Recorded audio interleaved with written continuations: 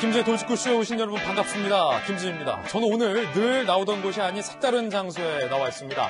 채널A가 개국 10주년을 맞아서 채널A의 오픈 스튜디오를 새롭게 새 단장하기로 했습니다. 그래서 오픈 스튜디오가 새 단장을 하는 동안 이렇게 새로운 돌직구쇼 스튜디오에서 여러분들에게 인사를 드리게 됐습니다. 오늘 많은 좋아하신 분들은 여권의 지지율 1위 자리를 두고 다투는 이재명, 이낙연 두 캠프의 살벌한 설전에 주목하고 있습니다. 잠시 후에 상세하게 보도해드리겠습니다. 김지의 돌직구쇼 지금 라이브로 시작하겠습니다. 잠깐.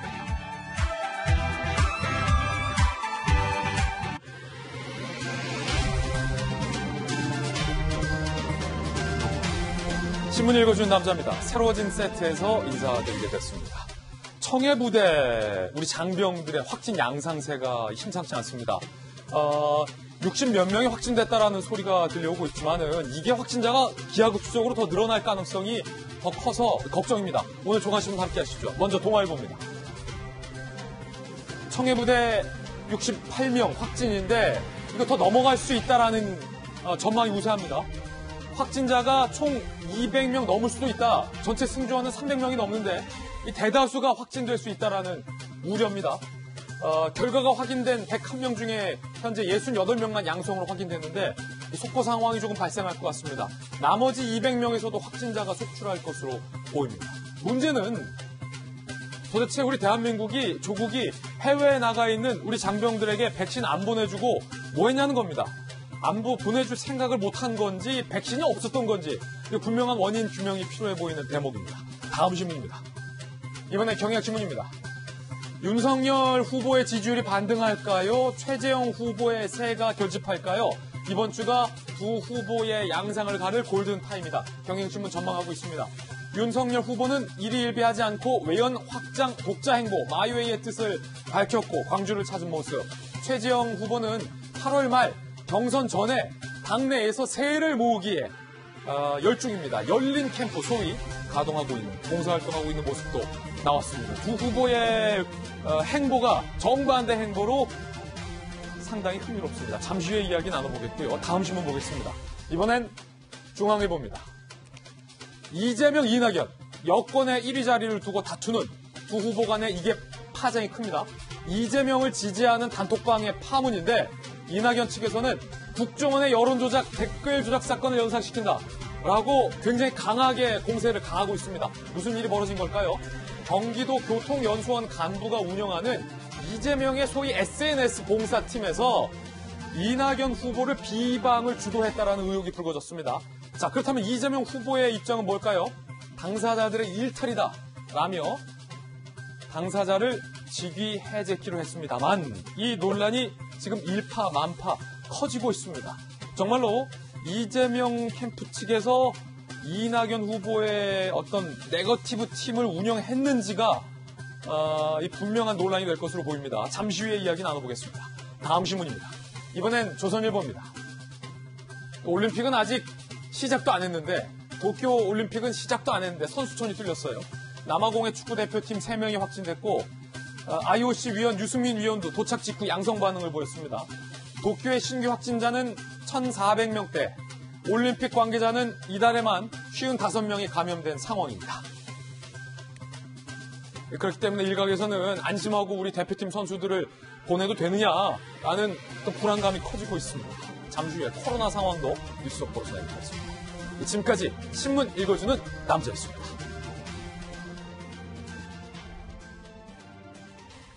오늘 아침 저와 함께한 전문가들 소개해드리겠습니다. 손중혜 변호사님, 바르다 박선생, 박정환 전 청와대 대변인 나오셨습니다. 자, 더모아의 윤태권 실장님, 한신대의 김수균 교수님 나오셨습니다. 모두들 어서 오세요.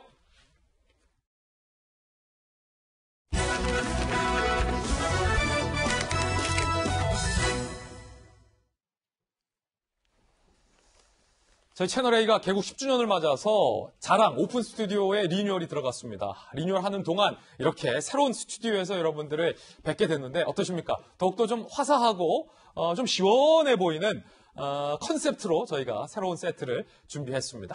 지금부터 시작할 텐데요. 첫 번째 뉴스 주제부터 공개하겠습니다. 바로 이겁니다. 원팀은 실종됐다. 여권의 주자들, 박공, 소위 닥치고 공격하라라는 축구계의 전법이 여권 주자들 사이에서 살벌하게 전개되고 있습니다. 특히 이재명, 이낙연 두 후보 사이의 전운이 심상치가 않습니다. 무슨 일이 있었던 걸까요? 일단 이재명 후보가 이낙연 후보를 이렇게 공격합니다. 저보고 어떤 분이 자꾸 말을 바꿨다라고 공격하시는데 5.18 비난했다가 옹호하던 분도 있고 박정희 찬양하던 분도 있지 않느냐? 누구라 말씀드리기는 그렇고 라며 이재명 후보가 이낙연 후보를 일컬어서 아니 뭐 당신은 5.18도 옹호하고 박정희도 찬양하던 그런 분 아니냐라고 공격을 합니다. 자, 이재명 후보의 주장인 건데 아니 일단은 윤태호 실장님 이낙연 후보가 박정희 전 대통령도 찬양했고 5.18도 뭐 옹호했다. 뭐 이거 사실입니까, 유자? 그런 것 같지는 않아요. 그러니까 이게 두 가지가 5.18 옹호, 뭐 전두환 찬양 이 부분은 이낙연 후보가 80년대 초반부터 기자 생활을 했으니까 그때는 이제 뭐 아시다시피 어목하던 시기 아닙니까? 예. 근데 몇 가지 이제 기사하고 칼럼들을 보면은 누가 이렇게 말했다를 따옴표 안으로 해가지고 이제 그 전두환 찬양 발언을 이렇게 실은 거. 자기가 쓰긴 한 건데 누가 이렇게 말했다는 수준. 그리고 그 전두환 전 대통령이 방미를 했을 때 그 방미 성과가 컸었다. 거기 긍정적으로 쓴 그런 칼럼인 것 같고 그 다음에 박정희 전 대통령 찬양이라는 것은 원래 이제 대구 경북하고 광주 전남이 자매 결연식으로 해서 이제 지역 감정 타파 이런 식으로 해서 이제 활동을 한 지가 되게 오래됐어요. 좀 전남만 그런 게 아니라 그래서 이낙연 후보가 전남지사 시절에 이제 박정희 기념사업회에 뭐 부위원장인가 뭐 이렇게 위촉돼 가지고 활동을 하다가 아마 그만뒀을 거예요. 탄핵 뭐 이쯤에 해가지고. 그럼 제가 뭐 자세하게 일일이 모르겠습니다만은 박정희 기념사업회 부회장을 했으면은 박정희 전 대통령의 공에 대한 뭐 이야기 같은 것도 했겠죠? 그런 부분에 대한 것 같은데, 근데 이게 박정희 기념사업회라는 게 김대중 전 대통령의 대선 공약으로 시작된 거래가지고 아까 제가 말씀드린 것처럼 대구, 경북, 광주, 전남에 이런 교류적인 역할이 있었기 때문에 그걸 이낙연 후보의 이제 뭐 어떤 과로할 수 있을 것인가. 물론 이런 건 있을 겁니다. 이낙연 후보는 아까 말씀드린 것처럼 80년대 초반부터 한 2000년까지인가 20년 동안 동아일보에서 기자 생활을 했어요. 그럼 80년대 그분이 기사를 쓴 걸 일일이 찾아보면 뭐 있을 가능성은 저는 이제 높다라고 봅니다. 많은 이제 그건 이제 그렇다면은 기자를 했건 뭐 공직에 있었건 이런 사람들한테 다 적용될 수 있는 게 아닌가 싶기도 하고요. 저는 조금 이걸 굉장히 흥미롭게 보는데 이게 지금 대선을 앞두고 뭐 맹렬하게 비판과 검증은 필요하겠습니다만 이낙연 후보 같은 경우는 민주당의 당대표를 했고 요 얼마 직전에 현 정부 문재인 정부의 총리를 했고 또 무엇보다 전남지사를 했던 인물인데 그런 사람에게 이른바 이재명 후보가 색깔론으로 공격을 가하는 거가 상당히 좀 흥미롭습니다. 이에 대한 이낙연 후보의 반응, 대응 함께 살펴보시죠. 전두환 옹호 칼럼을 썼다라는 이재명 후보의 공격에 대해서 배재정 캠프 대변인은요. 83년 기자 시절 야 이거 뭐 언제입니까? 민정당 권익현 사무총장 발언을 따옴표로 인용해 기사로 쓴 것을 이재명 후보가 왜곡했다. 박정희 기념사업 추진위를 맡았다 철회했다라는 것. 전남지사 시절에 동서화합 포럼 사업 일환으로 참여했다가 박정희 우상화 움직임을 보이자 철회했다. 윤태호 실장이 잘 설명해 준 것대로 이낙연 후보 측도 반박을 했습니다. 2017년 청문회 때 당시에도 요 비슷한 내용이 나왔었는데 그때 당시 이낙연 후보 본인은 뭐라고 얘기했을까요? 기자로서 저항의식이나 역사의식은 찾아보기 어렵고 이렇게 홍보성 기사를 쓴 것에 대해서는 어떻게 생각하십니까?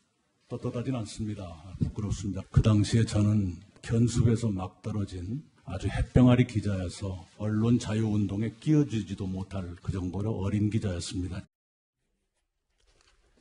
햇병아리 어린 기자였다. 떳떳하지 않는다라는 뭐 본인의 해명도 있었는데 청와대 대변인을 지냈던 박정하 대변인께서는 어떻게 보세요? 이게 색깔론이 좀 적절합니까? 이재명 후보가 제시한.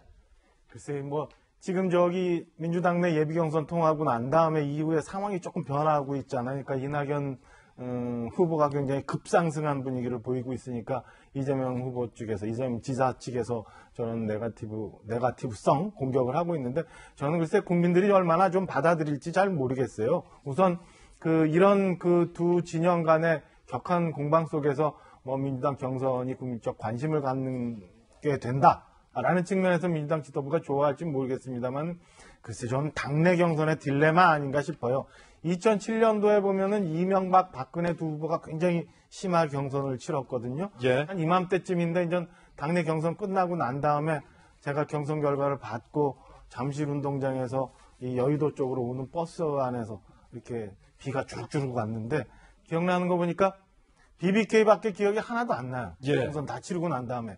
그래서 끝나고 나서 민주당 후보와 본선 경쟁을 하는데 그때도 계속 선거 끝날 때까지 BBK더라고요. 그래서 국민들한테 그리고 과연 이렇게 내부에 치열하게 경선을 붙는 게 과연 본선에 뭐 후보들의 경쟁력을 키우는 건지 아니면 오히려 상대 진영의 빌미와 아니면 그런 이미지만 남기게 되는 건지 잘 모르겠어요. 제가 볼 때는 당내 경선에 이게 부작용 내지는 딜레마 같은데 지금 그 이재명 지사 그다음에 이낙연 후보의 경쟁이 가열될수록 이런 그 서로 진영 간의 공방이 심해질 텐데요.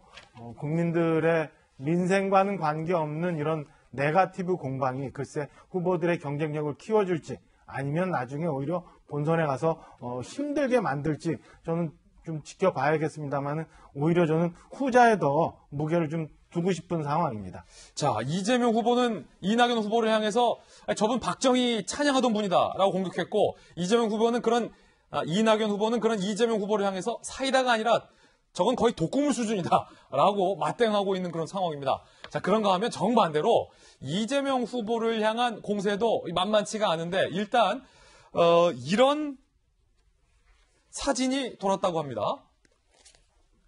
자, 이런 사진. 정책은 경쟁에도 안보는 하나, 군필 원팀이라고 해서 이제 민주당의 대선 후보들 중에 병역의 의무를 이수한 사람들의 사진만 군필 원팀이다라고 하고 이낙연, 정세균, 김두관, 박용진 여기에 이제 이재명 후보가 쏙 빠진 거예요. 자, 이 군필 원팀 민주당의 소중한 자산 강한 안보 요게 지금 논란이 되자 이재명 후보가 사진 한 장을 공개했습니다. 혼영공 시절의 사고로 휜 왼팔 사진을 공개하며 차마 어디 호소할 곳도 없고 마음만 아였다라며 내 팔이 이 지경이다. 그래서 병역의 의무를 이행하고 싶어도 하지 못했다. 어디 사람이 약점을 가지고 이러느냐라고 왼팔의 사진을 공개를 했습니다. 자, 그러자 김두관 후보는 저를 빼달라 저 사진에서 이런 비열한 마타도어에 동참하기 싫다. 정세균 검증이 마타도어가 돼서 안 된다. 박용진 선은 넘지 말아야 한다. 원팀으로 가야 할 동지의 등에 칼을 꼽는 암수는 안 된다라고 난색을 표했다고 하는데 손정희 변호사님 저 군필 원팀이라는 포스터를 그러면 뭐 누가 만든 겁니까? 어느 쪽에서?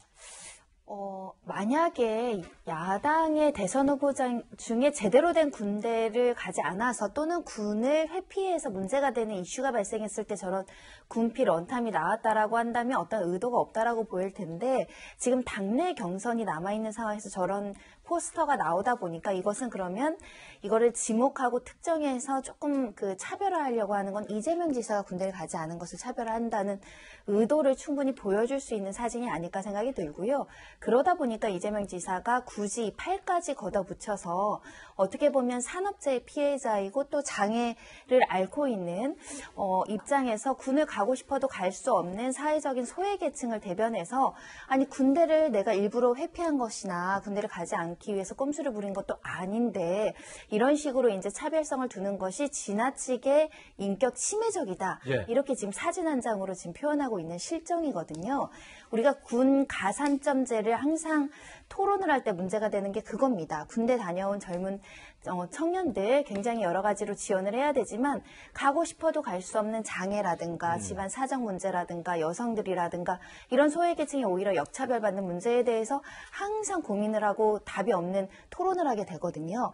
그런데 그 부분을 좀 지적한 게 아닌가, 부적절한 포스터 내용이 아닌가, 포스터 자체는 의미가 있다고 하더라도 거기에 군대로 하나로 이렇게 어떻게 보면 차별하는 거, 이게 좀 문제이다. 만약 이재명 지사가 좀 불명확한 상황으로, 뭐 옛날에 피부병으로 군대 안 갔다, 뭐 별별 정치적인 문제가 있었잖아요. 그런 상황이 아닌데 굳이 왜 썼을까 하는 의문은 듭니다. 그렇군요.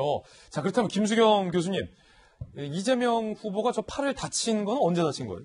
자기가 어린 시절에 소년공 시절에 공장에서 일을 하다가 이제 프레스 기계에 이제 왼팔이 끼면서 사고가 났다고 합니다. 그래서 이제 평생 저렇게 이제 6급의 장애를 갖게 된 건데요. 이제 그 방금 전에 변호사님 말씀하신 것처럼, 그러니까 장애 때문에 군대를 가지 못한 것이 이제 분명하고 어떤 좀 찜찜한, 잘 알 수 없는 조금 그런 사유로 만약에 군대를 회피한 것이라면은 당연히 뭐 그것에 대해서 이제 공격을 할 수도 있겠지만 굉장히 명백한 사안으로 이제 군대를 가지 못했고 특히나 이제 장애를 가지고 있기 때문에 가지 못한 것을 빌미로 이렇게 공격을 하는 것은 여러 가지 면에서 적절치 않다고 생각하고요.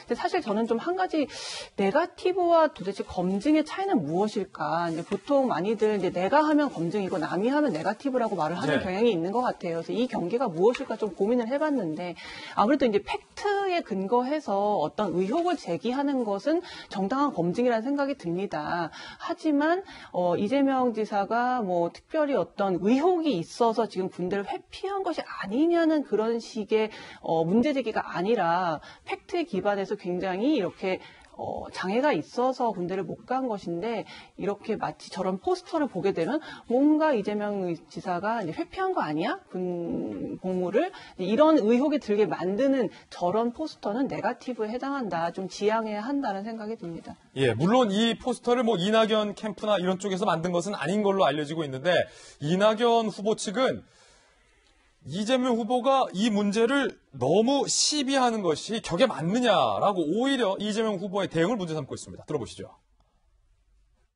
평당원의 웹자보, 더구나 본인이 해명까지 했는데 대선 후보들이 본인이 해명한 평당원의 웹자보 가지고 그렇게 계속 시비를 하는 것이 과연 격에 맞는 것인지 의문입니다.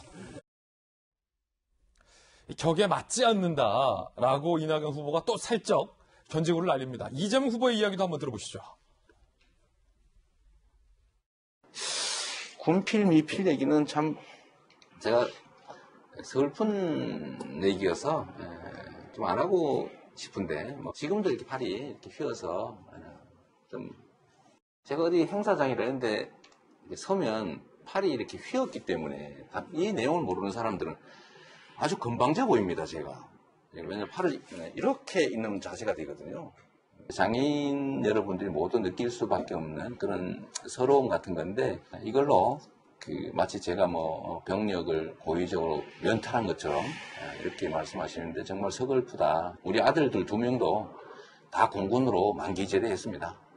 그런 점 살펴주시고. 한편 김부선 씨는 이재명 후보의 이 팔 사진 공개에 대해서 감성팔이를 그만하라라고 또 불편한 글을 올렸다고 합니다. 이 부분인데 지긋지긋한 감성팔이 제발 좀 멈춰달라. 내게 총각이라 속이고 접근할 때도 훌러덩 벗고 그 팔부터 보여줬었다라고 또 어제 이런 글을 올렸다고 합니다.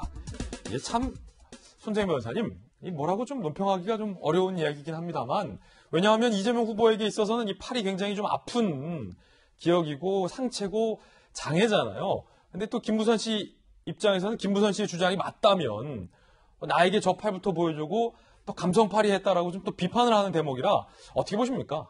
김부선 씨는 언제까지 SNS에 지속적으로 이재명 지사에 대해서 글을 올릴까 굉장히 궁금하고요. 대선 과정에서 계속적으로 이런 SNS를 볼 것 같은데 이에 대해서는 뭐 제가 딱히 논평할 건 없는데 저는 이재명 지사 팔이 저런 거는 처음 봤거든요, 이번에. 예. 그러니까 사실 이재명 지사가 이것을 김부선 씨 주장대로 감성팔이로 아픈 어떤 장애 부분을 좀 마치 피해자 동정심을 호소하듯이 표를 호소하려고 했다면 적극적으로 알렸을 것인데 뉴스 많이 보는 제가 지금 알게 된 걸로 봐서는 이재명 지사가 선제적으로 이렇게 내 팔이 이렇게 프레스에 늘려서 장애가 있다라는 걸 적극적으로 선거에 활용했던 기억은 별로 없거든요. 네. 그래서 이제 지금 김부선 씨가 이야기하는 것 감성팔이라는 건 조금 동의하기는 좀 어려운 측면이 있고 지금 상황은 상대방이 군 미필에 대해서 좀 차별적인 포스트를 게재하니까 나름의 사정이 있다라고 이걸 수동적으로 설득하고 해명하는 과정이기 때문에 이것을 감성팔이라고 얘기하는 것도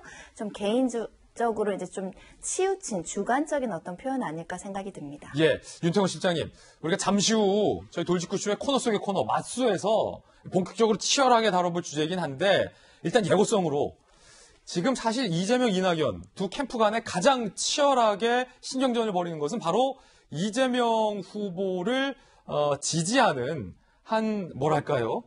SNS 방에서 마치 조직적으로 이낙연 후보를 비방하는 내용이 모의가 된 것 같다라는 이낙연 후보 측의 문제 제기 때문에 뭐 이재명 후보가 뭐 직위 해제한다 만다 뭐 논란이 많잖아요. 이거 어떤 사건입니까? 그러니까 이제 어떤 SNS 방이 SNS 봉사단 아마 이제 이재명 후보를 지지한 사람들이 모여 있는 데겠죠. 거기서 이제 뭐 여러 가지 거기를 이제 주로 주도하는 사람이 우리한테 이제 방어하는 거, 상대를 공격하는 거 이런 걸 막 모아놓을 거 아닙니까? 그래서 야 이걸 가지고 이제 나가서 싸우자, 주위에 전파도 하고 이러자라고 하겠죠. 사실 그런 건 비일비재해요. 예. 그러니까 이제 각 캠프들마다 이제 그런 부분에 대해 가지고 불가음, 불가원 네, 원칙을 좀 지키는데 그쪽에서 상대를 공격해주면 사실 속으로는 좋은데 그게 한 발만 나갔을 때는 부메랑으로 돌아오는 것이고 아까 그 웹 자본 문제 있지 않습니까? 그것도 바로 부메랑으로 돌아오잖아요. 지지자가 만든 건데 그러한 것인데 문제는 거기에 그거를 방장이라고 그러죠. 예. 하고 이제 글을 올려놓은 사람이 경기도의 산하기관, 뭐 교통연구원인가? 거기 이제 사무처장이면은 중앙정부에서는 별거 아니라고 봐도 지방자치단체에서는 상당한 고위직, 뭐 4급 상당이라고 봤는데 공직에 있는 분이군요. 공직 유관기관이죠. 정확하게 예. 말하면은 공무원은 아니고 그러면은 그 사람이 이제 경기도하고 관련돼 가지고 월급 받는 사람이잖아요. 그렇죠. 과거에도 이제 뭐 그런 쪽에서 이제 일을 했었다. 그럼 경기도하고 관련돼서 월급 받는 사람이면은 이재명 지사하고 연계되는 거 아니냐라는 것이죠. 그러니까 이재명 지사 쪽에서는 안 좋은 거고 이낙연 후보 쪽에서 계속 그 공격을 하는 건데 그렇다면 문제는 이제 그 사람하고 이재명 캠프가 뭔가 지휘 통제에 이제 상하 관계가 있었느냐? 아니면은 아름아름으로 해도 항상 공감이 있었느냐 그런 것이겠죠. 근데 그걸 이제 뭐 밝혀야 된다. 또 이재명 기사 쪽에서는 그 개인의 일탈 행위이고 직위 해제했고 캠프하고는 아무 상관이 없다 이렇게 말하고 있는 건데 이런 것은요 제가 조금 예견컨대 앞으로 많이 나올 겁니다. 그래요? 아니 그러니까 이재명 지사 쪽만 아니라 다른 쪽들 앞으로 이제 야당 경선에서도 마찬가지일 것이고 내선 본선까지도 이런 시비들은 많이 붙을 것 같아요. 잠시 후에 저희가 또 치열하게 얘기해 보겠습니다만 박정아 대변인 사실 이낙연 후보 측에서는 국정원의 뭐 댓글 조작 사건 또 이낙연 캠프 분위기는 마치 뭐 드루킹의 댓글 공모 이런 거와 비슷한 거 아니냐라고 또 거세게 지금 반발하고 있는 그런 분위기도 있어요. 왜냐하면 그분이 아까 윤태곤 실장 말했던 것처럼 경기도 모처에 어떤 공공의 성격을 갖고 있는 것에 직책이 있다는 거예요. 운영자가. 두 가지 성격을 좀 다 봐야 될 것 같은데 우선 하나 뭐 윤태호 실장도 얘기했지만은 지금 저희가 지금 두 가지를 보고 있습니다. 짧은 시간에 그러니까 3월 9일까지 지금 대선 레이스가 굉장히 길게 갈 텐데 두 가지를 보고 있는 게 하나가 지금 이재명 지사 측이라고 하고 있는 그 SNS 봉사 방에서 일었었던 이낙연 전 지사에 대한 네거티브 공격 대응 방안 뭐 이런 논란 또 하나는 좀 전에 저희가 화면으로 봤던 것처럼 그 뭐 여당 군필 뭐 이런 사진 중에 특정 후보만 이재명 후보만 빠져 있는 이 사진을 봤는데 결과적으로 돌아가면은 이런 근거가 미약하거나 혹은 상대 후보를 그 검증의 범위를 넘어서서 네거티브성으로 공격하는 게 결과적으로는 각 후보들한테 어떤 영향을 미치느냐 하나를 볼 수 있어요.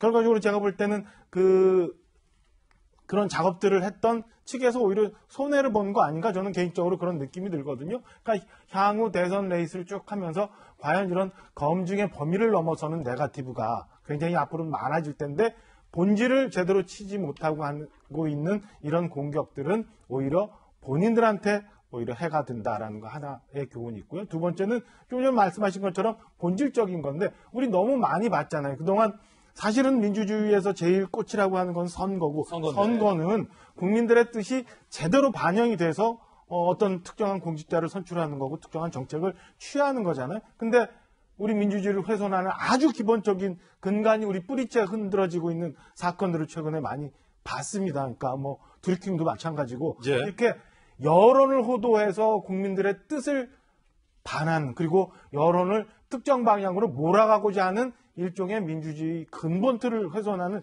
조작 이런 것들을 우리 사회가 언제까지 용납을 할 거고 언제까지 이런 장난들이 횡행할 건가는 우리 국민들이 똑바로 쳐다보면서 한 사람 한 사람을 검증하면서 표를 행사할 때 그때 똑바로 서지 않을까. 저는 이 두 가지에 대해서 우리가 앞으로 있을 대선을 보면서 그 결과까지 우리 국민들이 가슴에 좀 새겨놓고 있어야 된다라고 생각을 물론 합니다. 이재명 후보 측에서는 캠프와 상관이 없는 일이다라고 선을 긋고 있고 이 이슈는 뜨거운 논란은 잠시 후 오늘의 맞수에서 본격적으로 다뤄보겠습니다. 그런가 하면 박용진 후보가 김어준 씨 유튜브 방송에 나가서 김 씨와 설전을 벌였다고 합니다.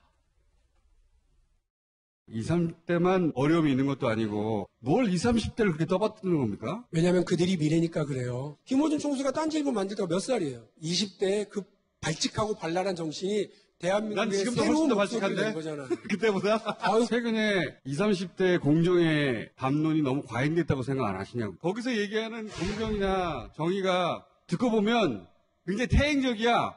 그러면 거기 맞출 게 아니고 때로는 야 니네가 틀렸다고 말도 해야 되는 건데. 저 20살 때 피해 온도나 386대의 피해 온도나 지금 20대 피해 온도가 똑같아요. 그들이 세상을 바라보는 눈은 부족해요. 그럼에도 불구하고 이건 틀렸잖아 라고 얘기하는 게 대한민국의 민주주의를 쭉쭉쭉쭉 바꿔왔고요. 20, 30대를 두고 김 씨와 박 후보가 설전을 벌인 겁니다. 박용진 후보는 20, 30대가 중요하다. 김 씨는 20대가 틀렸다라고 공세를 벌였고 유튜브 방송에 편집이 된 부분도 박 후보에 따르면 있었다고 합니다. 이 부분이요. 왜 2030만 떠받드느냐. 김어준 씨도 꼰대가 다 됐다. 왜 보수 매체에 나가서 당의 쓴소리에서 미움받느냐. 여기에 홍준표, 하태경 출연하니까 당신도 안 잘리는 거다. 라고 응수를 했다는데 김수영 교수님, 이 논박 어떻게 보십니까? 누군가를 이제 틀렸다라고 얘기하는 건 굉장히 쉽지 않은 일이거든요. 왜냐면 어쨌든 이제 생각의 다양성을 다 존중하는 입장 이것도 다 들어보면은 다 일리가 있기 때문에 설령 뭐 5, 60대, 4, 50대가 볼 때 20, 30대의 생각이 다르다고 할지라도 그걸 함부로 틀렸다고 말을 할 수는 없는 건데 이제 김어준 씨 같은 경우에는 아주 거침없이 20대가 틀렸다 그리고 틀렸을 때 틀렸다고 말해 줄 수 있어야 된다라고 얘기를 하는데 거기에 대해서 이제 박용진 의원이 이제 얘기를 한 거죠. 이제 김어준 씨도 꼰대가 다 됐구나. 사실 저 발언만 봤을 때는 김어준 씨가 정말 꼰대가 다 된 것 같아요. 지금 50대인데 50대인데 사실 저도 뭐 대학에서 아이들을 가르치면서 20대들을 자주 만나지만 함부로 그들의 생각을 재단할 수 없거든요. 왜냐하면 나의 시각과 그의 생각이 다르고 또 우리가 자라온 배경과 시대가 다르기 때문에 절대 그들이 퇴행적이라거나 잘못 판단한다고 함부로 얘기할 수 없는 건데 너무나도 거침없이 자기들이 생각하는 세계관만이 옳다라는 그런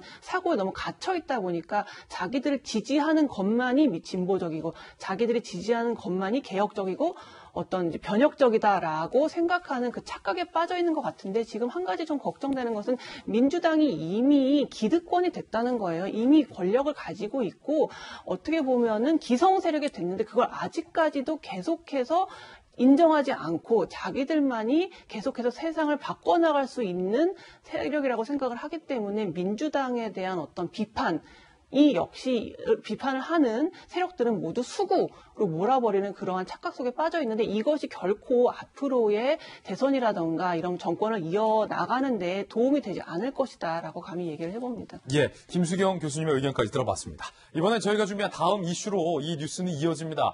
윤석열, 최재형, 야권의 두 후보의 발걸음도 빨라졌습니다. 주제 공개합니다. 윤석열, 최재형, 각계 약진. 먼저 최재형 전 감사원장의 이야기부터 그 행보부터 살펴보겠습니다.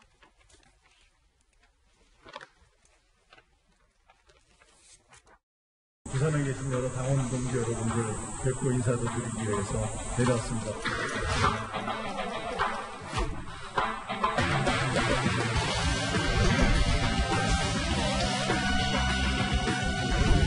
저희는 굉장히 행복한 하루였습니다. 저희가 성공하고 우리의 지속적인 정권 교체 그리고 보다 나은 대한민국을 만들기 위해서 함께했습니다. 자, 부산을 갔고요. 국민의힘의 김미애 의원 그리고 국민의힘 당원들과 함께 봉사활동을 했다라고 합니다. 그런데 이 박정아 대표님 상당히 좀 여기에 스토리가 있는 게 최 전 원장과 동행한 김미애 의원이 딸을 입양했고 조카를 또 본인이 키우기도 했었다. 그죠. 뭔가 최재형 전 감사원장의 휴먼 스토리와 좀 맞아떨어지는. 그러니까 이제 다들 알고 계신 것처럼 우리 김미애 의원이 딸을 입양했고 어려운 조카도 자기가 본인이 키웠고. 근데 최재형 감사원장, 전 감사원장도 마찬가지로 두 아들을 입양해서 키웠잖아요. 그러니까 이 지금 사회의 어두운 부분이나 혹은 뭐 주류층으로서 뭔가를 해야 되는 그런 역할에 대해서 두 사람이 비슷한 스토리를 갖고 있는 것에 대해서 이번 그 청소봉사를 통해서 확인할 수 있는 것 같아요. 그리고 이번에 김미애 의원이 지금 하고 있는 저게 그 국민의힘 당 내에 약자와의 동행이라는 모임을 지금 김미애 의원이 주도하고 있거든요. 그러니까 그 행사의 일환이기도 하고 해서 지금 최재형 감사원장이 당의 우선 당원들과 평당원과 가장 많이 접근하면서 착근하는 것 하나. 두 번째는 본인이 갖고 있는 뭐 미담이라고 할 수 있는 혹은 본인이 갖고 있는 인간에 대한 뭐 존엄 뭐 이런 성격들을 보여줄 수 있는 그런 행보였다고 보여집니다. 그래서 윤석열 전 총장이 그 전에 보여줬던 거랑 완전히 차별되는 그런 행보들을 지금 최재형 전 감사원장이 보여주고 있는데 성과가 어떻게 될는지 한번 좀 지켜볼 대목인 것 같아요. 그렇군요. 그런가 하면 이 최재형 전 감사원장과 윤석열 전 검찰총장이 이른바 이 대권 캠프를 차린 장소도 달라서 눈길을 끌고 있습니다. 함께 보시죠. 자, 이거 전략가. 우리에겐 또 윤태곤이 있다. 자, DJ MB 배출 명당에 캠프 차렸다. 입당 3일 만인 어제 국회 앞 여의도 D빌딩에 최재형 열린 캠프 사무실을 마련했다고 합니다. 여기는 D빌딩. 자, 윤 시장님 잘 아시겠지만 이름은 실명은 말씀해 주지 마시고요. 김대중, 이명박, 박근혜 전 대통령, 조순, 고건 전 서울시장 등 캠프를 차렸던 선거 명당이다. 자, 이거 설명 좀 해주시죠. 제가요, 박정아, 잘 아시지만 여의도 앞에 있는 빌딩들은요, 웬만하면 명당이고, 예. 웬만하면 흉가예요. 거기서 망한 분도 되게 많고, 된 예. 분도 예를 들어서, 자, 뭐, 김명삼, 김대중 이런 분들이 정치를 수십 년 여의도 앞에서 했는데, 사무실도 많이 옮겨 다녔어요. 여기, 저기 안 써본 데가 거의 없고, 그 여의도 앞에 있는 건물들이 보통 한 20, 30년 됐거든요. 예. 그래서 뭐 웬만한 건물들은 다 각종 캠프들이 있었어요. 그러니까 좋은 스토리도 있고 나쁜 스토리도 다 있는 곳이니까 제가 이제 웬만하면 명당이고 웬만하면 흉가다 그 말씀을 드린 것이고, 하지만 국회 코앞에 여의도에다가 한 것은 의미가 있어 보인다. 자, 이 부분 윤석열 후보는 광화문이잖아요. 그렇죠. 이게 뭐가 달라요? 윤석열 후보 같은 경우, 윤석열 예비후보 등록했죠. 그럼 후보라고 불러도 되겠죠. 윤석열 후보 같은 경우에는 어쨌든 대중적 지지 기반, 지금은 당과 조금 거리를 두고 밖에서 내 힘으로 모아가지고 그걸 바탕으로 결국 뭐 나중에 단일화 이런 쪽으로 가겠다라는 것이고, 최재형 원장은 대중적 지지 기반 약하죠. 그리고 제가 볼 때는 대중보다는 이런 뭐 정치권, 오피니언 리더 쪽에 대한 평가가 조금 더 높은 면이 있다. 그러니까 나의 강점, 여의도 쪽으로 가서 국민의힘과 이제 밀착, 입당도 했으니까 아예 그쪽에서 이제 밀착도를 높여 나가겠다. 그러니까 이제 나는 내가 유리한 쪽으로 하겠다라는 그런 전략인 거죠. 그러니까 저는 최재형 전 원장 입장에서는 여의도를 선택한 것은 뭐 샤프한 판단이다. 샤프한 판단이다. 네. 윤태곤 실장 입에서 샤프하다라는 표현은 제가 3년 만에 처음 들어본 것 같은데, 자, 이 질문 드릴게요. 당에 최대한 늦게 들어가면서 나의 이 지지세를 중도로 확장하려는 윤석열. 당에 누구보다 재빨리 입당을 해서 당 내의 구심점과 세력을 키워서 당의 경선에서 주인공이 되려 하는 최재형. 네. 이 두 사람의 전략 중에 누가 어떤 전략이 더 효과적이라고 보세요? 글쎄요. 저는 항상 이런 질문 받으면요. 야구에서 번트를 대는 것하고 강공을 하는 것하고는 결과론으로 평가할 수 있는 거지 그 자체가 옳다 그르다로 말하기 어렵다라고 이거는 항상 번트냐 안타냐. 네, 뭐 피해 얘기가. 나갑니다. 그러니까 이건 옳다 그르다라는 차원으로 볼 수는 없는 것이고 어떻게 구현을 잘하느냐의 문제죠. 아까 제가 최재형 전 원장이 샤프한 판단이라고 했지만은 하지만 리스크도 분명히 있죠. 자, 최재형 전 원장이 이제 국민의힘 울타리 안으로 들어갔지 않습니까? 예. 당장에 그렇다면은 가나다 순으로 제가 하겠습니다.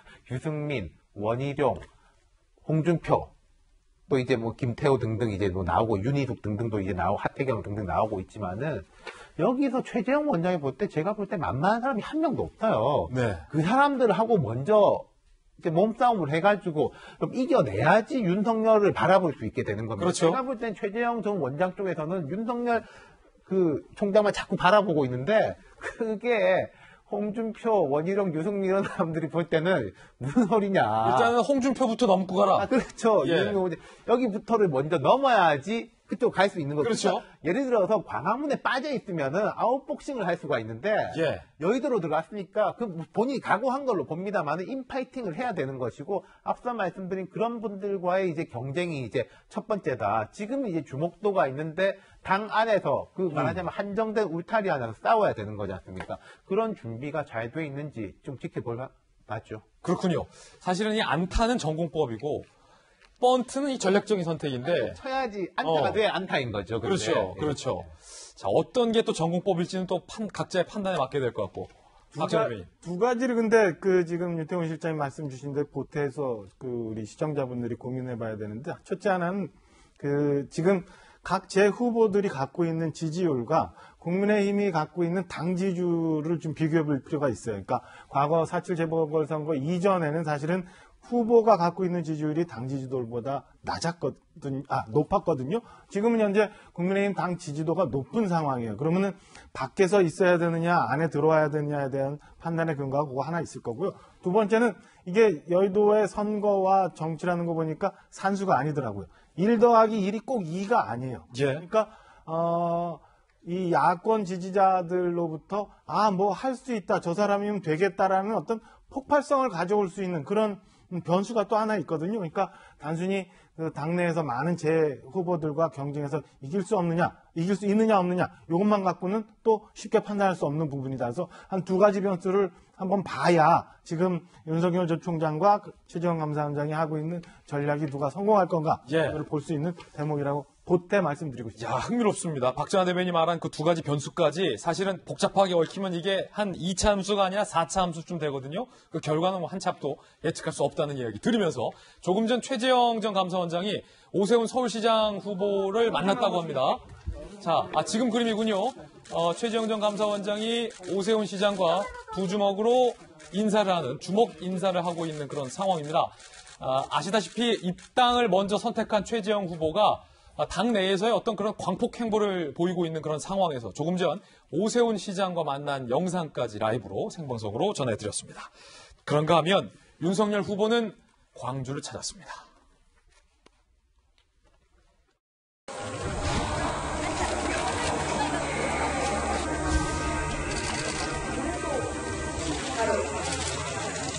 광주의 하늘, 자유민주주의와 경제 번영으로 승화를 시켜야 한다고 생각을 하고 내려왔습니다만은 당열사와 우리 홍 변호사님 또 우리 김 의원님 참배를 하면서 보니까 저 스스로도 아직도 이 한을 극복하자고 하는 그런 말이 나오질 않습니다.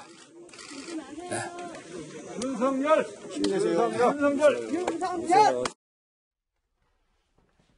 김수영 교수님, 이 장면이 이제 윤석열 후보가 뭔가 좀 울컥하고 있는 그런 장면이에요? 그런 것 같습니다. 이제 계속 기침을 하게 되는데, 이제 아마 이제 북받쳐 오르는 거를 좀 억누르려다 보니까 이제 기침이 계속 나온 것 같아요. 이제 본인이 이제 18년 전에 광주에서 근무를 했다고 합니다. 그런데 이제 18년이 지나서 이제 다시 광주를 가봤을 때 이제 너무 발전을 하지 못했다. 그만큼 우리의 역사에서 광주가 가진 아픔이 크고 또 역사적으로도 그렇게 많은 발전 혜택을 못 받았기 때문에 이런 것들에 대해서 좀 더 균형 잡힌 발전을 도모하고 또 광주의 한을 풀기 위해서라도 이런 것들을 좀 경제 번영 이런 쪽으로 좀 계승해 가야 된다, 좀 승화시켜야 된다 이런 메시지를 낸 거고요. 사실 지금 윤석열 후보 같은 경우에는 그 영남 쪽에서 이제 지지가 좀 높은 것으로 알고 있고 지금 뭐 광주 전라 이쪽에서는 그 영남에 비해서는 지지가 높지 않은 걸로 보이는데 어쨌든 이렇게 광폭 행보를 보임으로써 이제 지역을 가리지 않고 어떤 특정 이념이나 특정 지역에 기반한 지지가 아닌 전체적으로 이제 중도 외연을 확장해 나가는 그런 행보를 보이는 차원에서 이렇게 5.18 묘역도 참배를 하고 이제 이렇게 광주 시민들을 만난 것 같습니다. 자, 이 광주를 방문한 행보를 두고 윤석열 후보와 또 여당 측이 주고받았습니다. 함께 보시죠. 먼저 윤석열 후보, 광주가 18년 전이나 지금이나 어쩌면 일이 똑같나 너무 화가 난다. 광주 근무하던 2003년에 비해 경제적으로 너무 발전이 안 됐다. 내 당선 여부 떠나 광주는 확실히 키워야 한다. 이 발언은 광주 민심을 잡기 위한 발언도 있습니다만 18년 동안 여권이 뭐 했냐? 라는 어떤 비판과 공격이기도 합니다. 이에 대해서 여권에서는 맹공을 퍼붓습니다. 김두관 후보, 신성한 묘비에서 더러운 손 치우라. 악어의 눈물을 앞세워 광주 정신을 모독했다. 정청래, 어차피 중도 사퇴할 것 왜 자꾸 돌아다니시나. 5.18 정신에 침 흘리지 마라. 비석 만지며 슬픈 척하지 말라. 라고 또 비판을 하고 있는 그런 대목도 살펴볼 수 있습니다. 그런가 하면 김의겸 열린민주당 의원, 현 정부의 청와대 대변인 출신인데요. 윤석열 후보가 학생 시절 전두환 전 대통령에게 사형을 구형했던 모의 재판 일화를 가짜라고 주장했습니다. 과거 윤 전 총장 서울대 시절 모의 재판에서 5.18 직후 전두환 사형 구형 후 은신했다라는 일화를 언급하며 가짜다. 김의겸 의원의 주장입니다. 전두환 사형 구형이라는 가짜 무용담을 바로잡아달라. 진실을 추적해보니 5.18 이전이 5월 8일이다. 라고 주장을 합니다. 전두환에게 무기징역 선고했다는 게 뭐 그리 대단한 일이라고 동네방네 떠들고 다니나 별로 한 것도 없으면서 지레 겁먹고 튀인 것이다. 라고도 폄하를 하는데 손정혜 변호사님, 김의겸 의원의 이 같은 주장, 그 뭐 사실입니까? 뭐가 사실인지 정확하지가 않은 것 같고요. 일단 경향신문에 스스로 윤 전 총장이 인터뷰한 걸 보면 5.18 이후에 사형을 구형했다는 게 아니고 5.18 이전인 8일날 이제 모의 재판이 있었던 건 맞는 것 같습니다. 그러면 사형을 구형하기 위해서 뭐 내라는 뭐 살인죄라든가 여러 가지 이제 혐의가 적용돼야 되는데 5월 8일 시점에서 5.18이 일어나기 전에 어떤 제명을 어떻게 구형을 했는지는 조금 더 구체적으로 확인을 해봐야 되는데 명확하게 거짓말해서 어찌됐든 없는 사실을 선동했다라고 보이진 않고 대학생 때 일이면 이게 수십 년 전 일이잖아요. 기억에 오류가 있을 수 있기 때문에 일부 팩트는 조금 다를 여지가 있다. 그리고 전두환 전 대통령이 사형을 구형한 게 아니고 무기징역을 구형했다는 건 인터뷰에서도 확인이 된 것이기 때문에 명확한 거짓말이라고 하긴 좀 그렇고 다만 이게 이제 모의재판이잖아요. 우리 법대생들 모의재판 많이 하거든요. 또 모의재판의 수상 경력으로 또 뭐 요즘에 로스쿨 제도가 있기 때문에 입학 과정에서도 좀 가산점을 받을 수도 있어서 대학생 때 모의 재판을 한 것을 가지고 이게 대통령으로서의 자격에 대해서 어떤 평가를 한다거나 이게 민심에 영향을 미칠 만한 사안은 아니라고 보이거든요. 다만 이제 김의겸 의원이 이걸 지적하는 것은 지속적으로 윤 전 총장이 지금 호남 민심을 잡기 위해서 굉장히 노력하거든요. 중도 그리고 진보 호남 민심 중에 호남에 대해서 굉장히 그 적극적인 구애를 하고 있는데 호남 분들이 이 강주 5.18과 관련해서 만약에 이 5.18 때 전두환한테 사형을 구형했어? 젊은 학생인데 정말 배포 있다, 용기 있다, 우리의 아픔을 잘 이해하는구나 이렇게 생각할 여지가 있는데 정확한 팩트를 말하라라는 일침으로 보입니다. 그렇군요.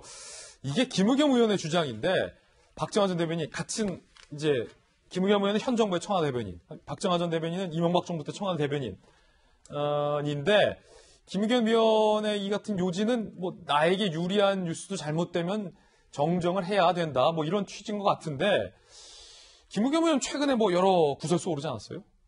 저는 김의겸 의원이 왜 이 국면에 나와서 저걸 가지고 이렇게 말씀을 하시는지 잘 이해를 못하겠어요. 물론 뭐 청와대라는 공직을 떠나서 지금 정치인으로 얘기하는 거니까 뭐 이렇게 저렇게 얘기할 수 있는데 첫째 하나는 아니 5.18 때 5.18 정신이 어떻게 되고 뭐 5.18 때 어떻게 된 게 다 본인들만 갖고 있는 정신이에요. 그거 아니잖아요. 우리 대한민국 사람들 다 갖고 있는 정신인데 마치 본인들만 순수하게 5.18을 활용할 수 있고 5.18을 이어받았다고 잘못 착각하고 있는 거 하나 이해가 안 가는군요. 최근에 보면은 김의겸 의원 우리 다른 방송사에서 취재 윤리를 위반했던 것 가지고 뭐 논란이 있을 때 우리도 옛날에 기자 생활할 때 뭐 경찰 사칭 많이 했다. MBC. MBC 얘기해도 되는 거예요? 예.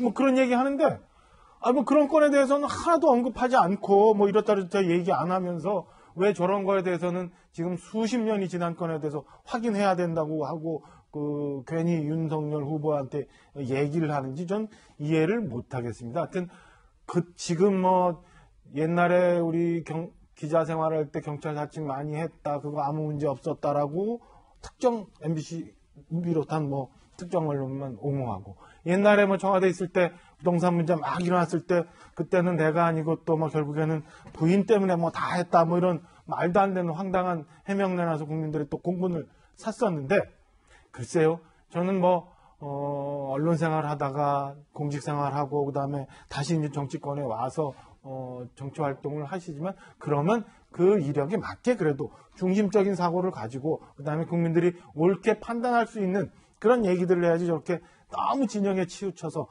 자기 중심적으로 해석하면서 특정 사람들을 공격하는 게 바람직하지 않다고 생각합니다. 이동희 시장님. 그러니까 아까 손정혜 변호사님 말씀하신 대로 윤석열 전 총장이 김의겸 의원이 말하기 전에 인터뷰에서 자세하게 그게 좀 와전됐는데 5월 8일 날 했고 내가 사형 선고를 한 것도 아니고 무기징역을 선고했다. 그랬다가 이제 친척이 이제 피신하라고 했다. 본인이 다 말했어요. 예.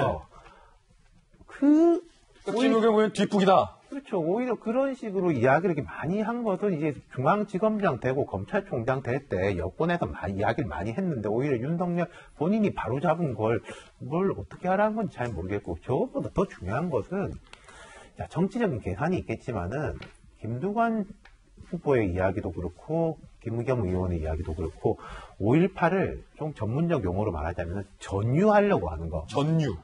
오직 우리만 가져야 된다. 그게 이제 되게 잘못된 거라고 생각해요. 예컨대 저는 뭐 지금 윤석열이 5.18에 무슨 책임이 있는지도 모르겠습니다만은 보수 진영이라든지 뭐 좀 잘못된 쪽이 있는 것들이 반성하고 우리도 5.18 정치다라고 하면 좋은 거 아니에요? 그게? 김대중 전 대통령이라든지 이렇게 다 한국의 5.18 나아가서 아시아의 5.18 세계 5.18로 했던 게 그런 정치인인데 이제 이걸 전유하려고 하면서 니들은 건드리지 마. 그럼 5.18과 광주를 오히려 더 위축시키고 뭐랄까 바깥하고 차단시키려고 하는 거 아닌가? 그거는 되게 옳지 않다고 보고요.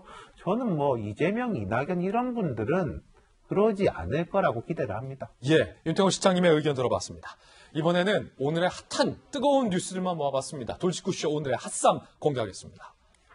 첫 번째 핫쌈은 나훈아 콘서트. 여기서 이재명 풍자 발언이 나왔다고요.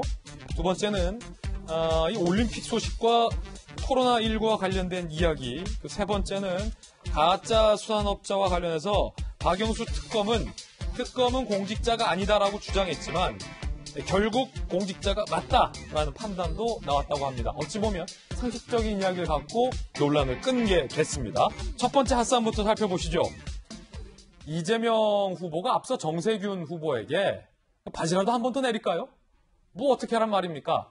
라고 발언을 했다가 여론의 문매에 사과를 한 바 있습니다. 그런데 많은 언론들은 이 바지 발언의 원조는 나훈아 씨다 라고 앞서 나훈아 씨의 발언을 소개한 바 있죠. 그 원조가 이재명 후보의 발언을 풍자했습니다. 내가 바지를 어쨌다고 가만히 있는 사람 바지를 가지고 내 바지가 지 바지보다 비쌌긴데 16일 대구 콘서트 현장에서 이렇게 얘기했다고 하는데 김수경 교수님, 여기서 내 바지는 나훈아 씨가 그때 움켜줬던 바지인 것 같고 기자회견 때 여배우 의혹과 관련해서 그렇다면 저기서의 지 바지는 누구 바지를 의미합니까? 지금 한참 바지 때문에 이제 곤욕을 치르고 있는 이재명 지사의 이제 바지를 의미하는 것 같은데요. 어쨌든 저 바지 발언이 이제 나올 때부터 결국 다른 것은 다 휘발돼 버리고 바지만 남을 것이다라는 생각을 했었는데 결과적으로는 정말 바지 얘기만 남게 되었네요. 어쨌든 이제 나훈아 씨가 이제 예전에 어떤 여배우와의 루머를 이제 자기는 결백하다라는 걸 주장하기 위해서 이제 뭐 바지를 뭐 내리겠다라는 식의 이제 저런 퍼포먼스를 한 적이 있었죠. 그때 거의 뭐 진짜 막 내리려고 하지 않았어요, 저렇게? 그때 굉장히 좀 충격적이고 놀라운 일이었는데 아마 그때 너무나 억울하고 이제 화가 난 심정을 아마 저렇게 표현을 했던 것 같아요. 그런데 이제 이재명 지사가 최근에 이제 바지 발언을 한 것이 저걸 염두에 두고 한 말인지 아니면 자기의 그냥 과거에 그런 신체 검증을 했어야 됐던 그런 부분들을 다시 언급하기 위해서 한 말인지는 정확치는 않지만 어쨌든 유사한 발언이다 보니까 계속 비교되면서 이제 언급이 되고 있는 상황인데요. 아무래도 이제 나훈아 씨 같은 경우에는 자꾸 자기의 과거에 있었던 일들이 소환이 되니까 좀 불편할 것이고 또 자기가 굉장히 그때 결연한 어떤 마음으로 어떤 행한 퍼포먼스인데 이런 식으로 계속 회자되면서 희화되고 조롱되는 것이 불편하기 때문에 저렇게 콘서트에서 이재명 지사를 겨냥한 말을 한 게 아닌가 싶습니다. 지난번 그 KBS 콘서트에서도 굉장히 나훈아 씨의 어떤 그 정치적인 어떤 작심 발언들이 굉장히 화제가 된 바 있었는데 이번에도 이렇게 풍자 발언으로 보이는 멘트를 하면서 다시 한번 이재명 후보의 이 바지 발언이 재조명을 받습니다. 정세균 후보, 그때 여배우 의혹에 대해서 해명을 요구했었던 정세균 후보가 이재명 후보의 이 바지 발언에 상당히 당황하는 모습들 많은 국민들이 봤습니다. 정세균 후보가 이렇게 얘기합니다. 왜 당황했냐라고 아마 물었겠죠. 그러니까 무슨 소리인가 해서 너무 당황했다. 갑자기 바지를 한 번 더 벗겠다고 하니까 과거 이 지사가 바지를 내렸던 걸 몰랐다. 정세균 후보. 뭔 소리인지 당황했다는 거죠. 이 후보가 검증받은 건 나도 모르는데 국민은 어떻게 알겠냐 라고 답답함을 토로했다라고 합니다. 손정희의 변호사님, 정세균 후보는 그 이재명 후보가 경기도 관내에 있는 한 병원에서, 대학병원에서 소위 바지를 내렸던 그 사건에 대해서 모르고 있었나 봐요.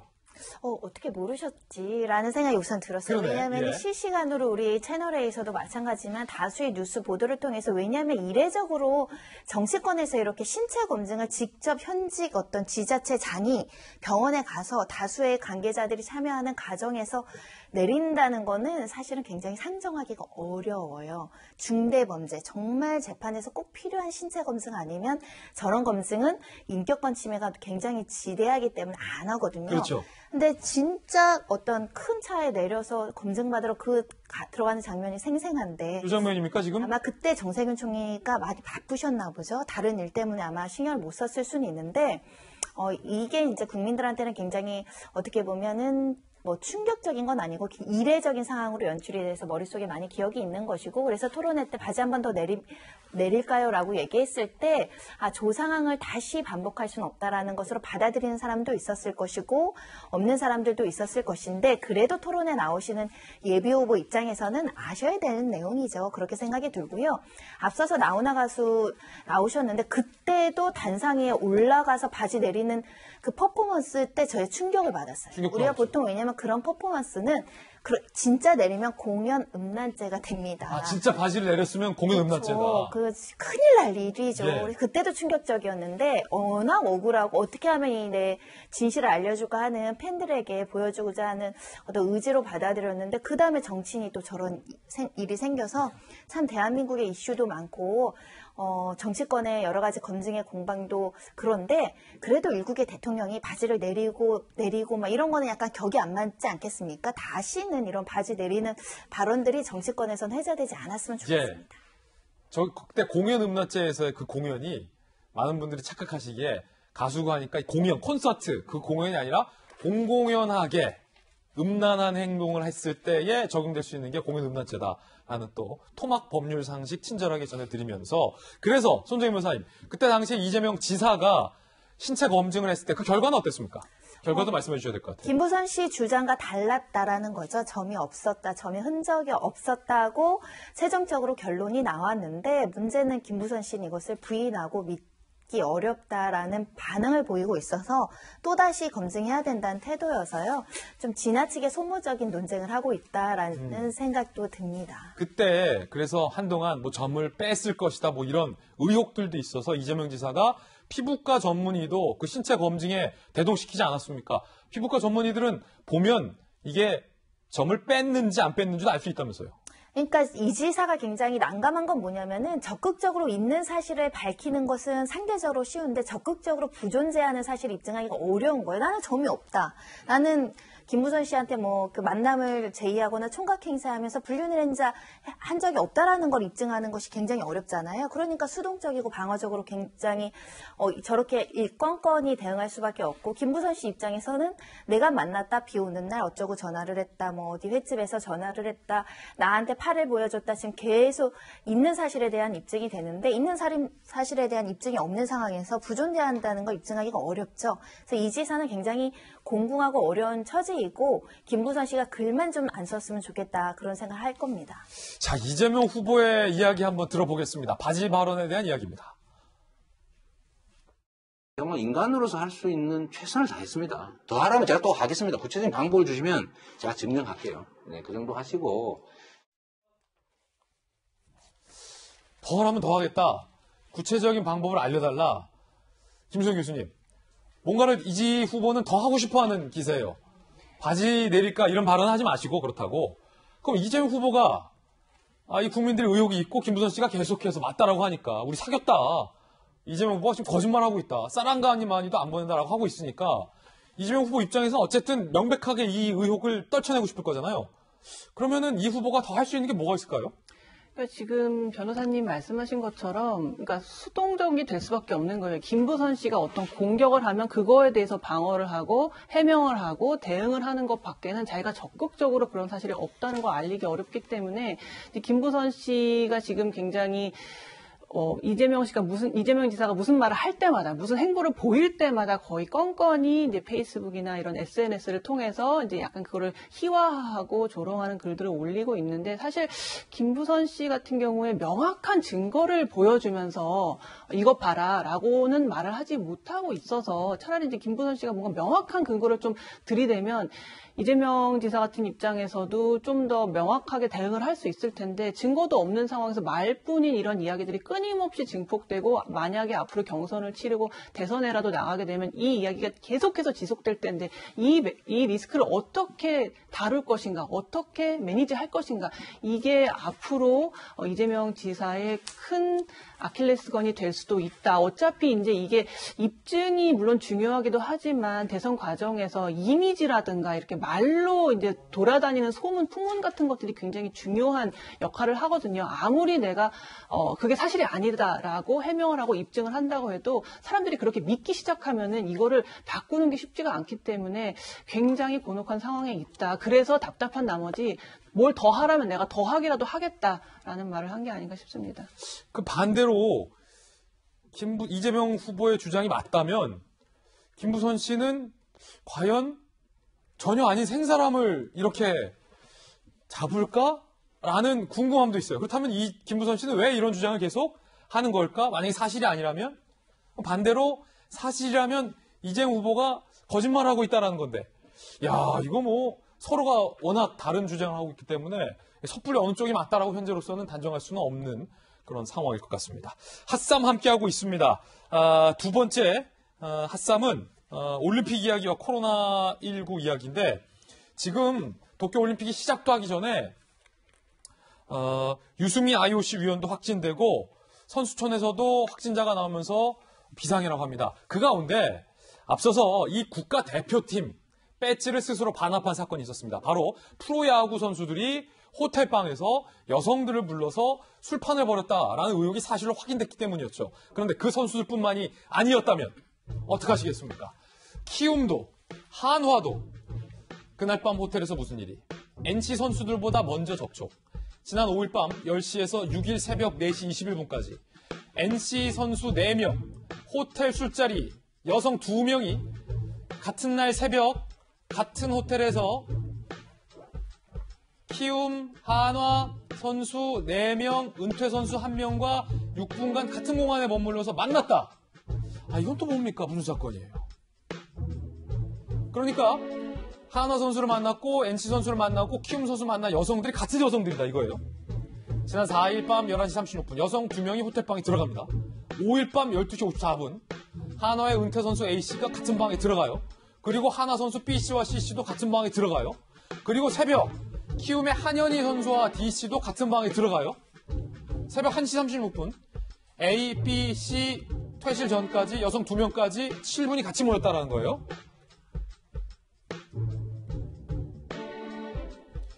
결국에 이 술자리 파문으로 한현희 대표 선수 팀 소속 한현희 선수도 태극마크를 반납합니다.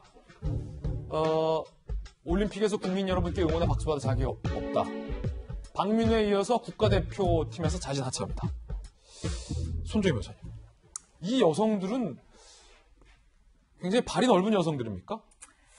그 호텔에서 또 숙박하고 있었던 여성들이라고도 하고 일단은 지인들이라고 이제 해명을 했었는데 정확하게 어떤 사람들인지 모르겠고 또 이 여성들의 신분이나 정체가 또 핵심적인 부분은 아니어가지고 이분들이 어떤 분들인지 찾는 것이 뭐 굉장히 우리 사회의 중요한 요소는 아니라고 보이는데 매우 안타깝죠. 지금 경향신문은 이렇게 썼어요. 제목에 여성 지인이 누구길래 감추고 발뺌하기 급급 스스로 수렁에 빠지냐.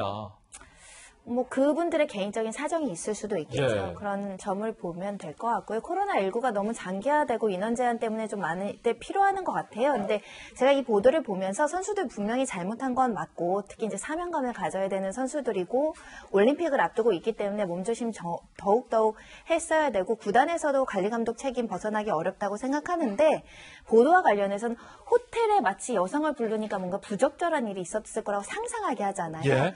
근데 보니까 선수들의 숙소고 선수들이 밖에서 사람 못 만나니까 그러니까 사람들 부를 때 이제 숙소로 자연스럽게 와서 이제 면담이나 만남이나 이런 것들을 했던 걸로 보여요. 그래서 지나치게 어떤 억측이나 상상은 하지 않는 것이 좋겠다. 그리고 일부 선수는 또 백신을 맞아서 그 당시 시점에 백신을 맞으면 또 인원 제한해주고 이랬었거든요. 그러다 보니까 경각심이 좀 무너졌던 거 아닌가라는 생각이 들어서 또 이제 치맥을 먹었다고 알려지고 있는데 고주망태가 될 정도로 술판을 벌였는지 아니면 그냥 치킨을 먹으면서 곁들이는 맥주 정도를 먹었는지 그거에 따라서 조금 우리가 평가도 좀 달라야 될 것 같은데 분명히 잘못한 거는 맞고요.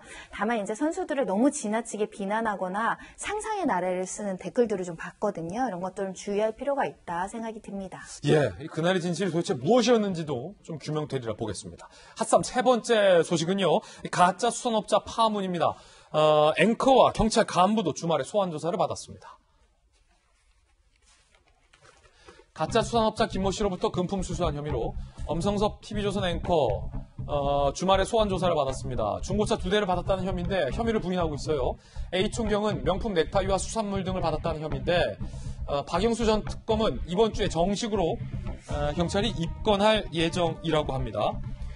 엄성섭 앵커의 이야기도 한번 들어보시죠. 그동안 제기됐던 각종 의혹들에 대해서요. 오늘 충분히 설명을 했고요. 제 나름대로는 최선을 다해서 소명을 했다고 생각이 됩니다. 앞으로의 수사 상황을 저도 좀 지켜보도록 하겠습니다. 고맙습니다. 어떤 내용 조사 말씀드리겠습니다.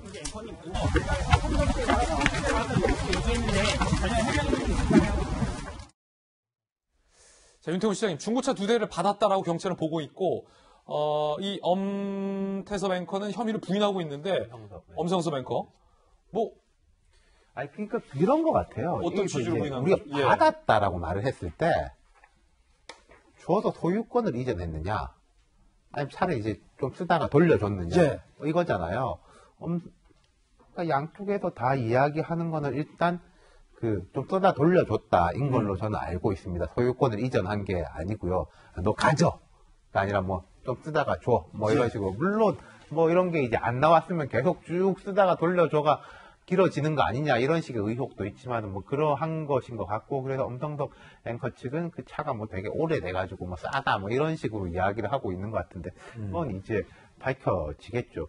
그렇다면은 엄성섭 앵커가 부적절했다라는 것에 대해서 이론의 여지가 없을 것 같아요. 그러면 이제 더 나아갈 수 있는 게 이제 우리가 김영란법 자체의 위반이면은 참 부끄럽게 생각해야 되지만 그게 되게 형량이 크거나 그런 건 아니거든요. 예. 그냥 김영란법 자체 위반일 것이냐 아니면은 경찰, 검사 이런 분들이 저 사람의 편의를 봐주거나 그런 식으로 되느냐. 그게 핵심 아니겠습니까? 엄성섭 전 앵커 같은 경우에는 저분이 이제 스포츠 단체장 취임할 적에 축하한다라는 영상 메시지 보낸 거 정도는 나오고 있어요. 그러니까 그 정도에 대해 가지고 그게 이제 대가성이냐 아니냐 이런 식의 이제 공방이 벌어지겠죠. 그렇군요. 그렇다면 박정화 전 대변인, 결과적으로 중고차 2대 정도를 가짜 수산업자가 제공을 했고 일정 기간 정도 쓰다가 반납했다라는 것은 엄앵커와 엄성섭 전 앵커와 경찰 쪽 모두가 동의하고 있는 사항인 것 같은데 그게 김영란법의 위반이냐 아니냐를 두고 엄앵커는 지금 혐의를 부인하고 있는 그런 상황인 거군요. 그렇죠. 그러니까 지금 경찰에서는 그게 문제가 있다, 법적으로 저촉이 된다라고 해서 수사를 하고 있는 거고 엄성섭 앵커는 어제 조사를 통해서 그냥 아니라고 하고 있는데 사실은 이게 크게 복잡한 사안은 아니에요. 이 건만 가지고 보면은 그러니까 엄성섭 앵커가 아니면 또 이동훈 전 논설위원이 그다음에 박영수 특검이 가짜 수산업자로부터 뭘 받았다. 이게 액수가 얼마나 어떻게 되느냐. 그리고 이게 법적으로 문제가 되느냐 안 되느냐. 이거는 저는 경찰 수사 단계 그리고 법원 판결 통해서 그건 결정이 될 텐데 저희가 이 사건에서 사실은 중요한 거는 지난주에 나왔습니다만은 이동훈 전 논설 의원이 언급했던 이 건과 관련해서 왜 이 사건이 지금 불거졌으며 거기에 이동훈 논설위원이 얘기했던 여권 관계자가 누군지 뭐 이런 것들에 대해서 사실은 그 이 사건 본안과는 관계없이 지켜볼 대목 아닌가 싶어요. 그래서 이동훈 전 논설위원이 그런 관련한 발언을 언제 어떤 식으로 또 어떻게 하는지를 좀 지켜볼 대목이다. 저는 오히려 그쪽에 더 관심이 좀 있다는 말씀을 좀 드리고 싶습니다. 이동훈 전 논설위원이 아직 그 여권의 인사가 누구인지 밝히지 않고 있는 상황이죠. 아직 얘기 안 하고 있죠. 그때 그 조사를 받고 나오면서 여권의 관계자가 이 사건과 관련해서 나한테 접촉을 해서 이 사건을 경찰과 함께 무마할 수 있다. 와이를 치자. 뭐 이렇게 얘기했었잖아요. 사실은 제가 볼 때는 이게 그 지금 현재 있는 사건의 본안보다는 이게 과연 무언가, 이게 과연 진짜 근거가 있는 의혹 제기인가, 여기가 저는 이 미칠 파장이 더 큰 문제의 사안이다라고 보고 있습니다. 자, 그런가 하면 이 권익위가 박영수 특검, 이 특검은 공직자다라고 다시 한번 명확히 밝혔다고 합니다. 박영수 특검은 공직자가 아니다라고 했는데 결국 권익위도 공직자. 사실은 김수희 교수님, 많은 분들이 특검을 공직자로 보고 있는데 박 특검 본인만 공직자가 아니라고 우긴다고 될 리는 아니잖아요.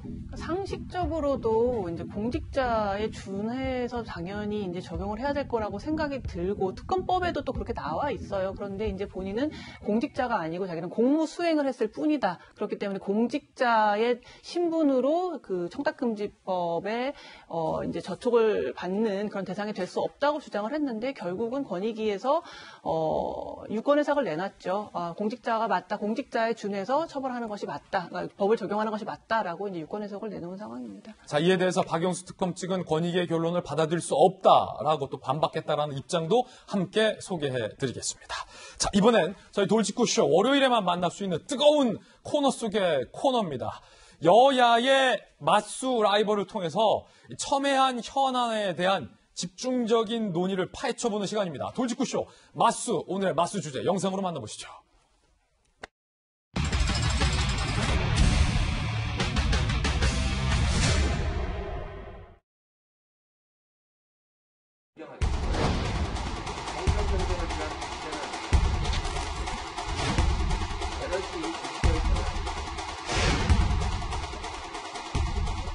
고위공직자가 단톡방을 열어서 특정 후보에 대한 가짜뉴스를 만들어 유포하는 그 불법 선거운동이 훨씬 더 심각한 일일 텐데요. 공직자는 아니지만 책임지는 게 맞다고 보기 때문에 그냥 감기약을 복용한 사람들이 꽤 있었다고 하더라고요. 저는 당연히 맞았는 줄 알았어요. 우리나라 군의 이제 백신이 뿌려진 게 한 4월 정도로 알고 있어요. 그때라도 파병 나가 있는 부대에 다 보내줬으면 이런 상황은 좀 막을 수 있지 않았나.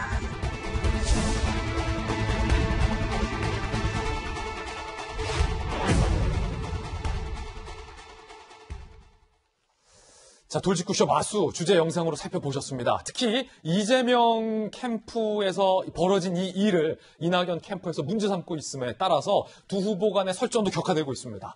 자, 오늘 이 민감한 문제에 대해서 치열한 토론을 펼쳐주실 두 명의 정치권 라이벌 마수 소개해드리겠습니다. 민주당의 조승래 의원님 그리고 국민의힘의 이양수 의원님 두 분 모셨습니다. 어서 오세요. 예, 안녕하세요. 자, 오늘 이 두 분의 맞수를 모시고 오늘부터 적용되는 새로운 룰을 소개해드리겠습니다. 두 분 의원들의 발언은 한 분당 60초로 시간을 제한하겠고요. 의원께서 발언을 할 때 요 화면에 60초 타이머가 째깍 돌아갑니다. 60초 시간 되면 바로 마이크 끄겠습니다. 그리고 반론은 30초의 시간을 부여하도록 하겠습니다. 시간 엄수해 주시길 부탁드리겠고요. 첫 번째 주제 어떤 일이 있었는지 일단 화면으로 만나보겠습니다. 이재명 SNS 봉사팀 어떤 사건일까요? 해당 SNS를 들어보니 방장, 기레기 논설위원 이낙연의 실체다. 방장 J씨, 친일 청상 반대자 명단에 이낙연 이름이 들어있다. 이 방장은 이 방에 올라오는 모든 것들이 대응 자료입니다. 파도 흑역사인 양반이 어딜 총 공격해주세요. 여러분을 믿습니다. 라고 이 SNS 방이 운영이 됐다. 즉 이낙연에 대한 비방을 논의하는 방이다라는 게 이낙연 캠프의 주장입니다. 이 방장이 누구냐가 논란이에요. 경기도 산하 교통연수원의 임원이다. 경기도의 유관능 단체의 임원이다.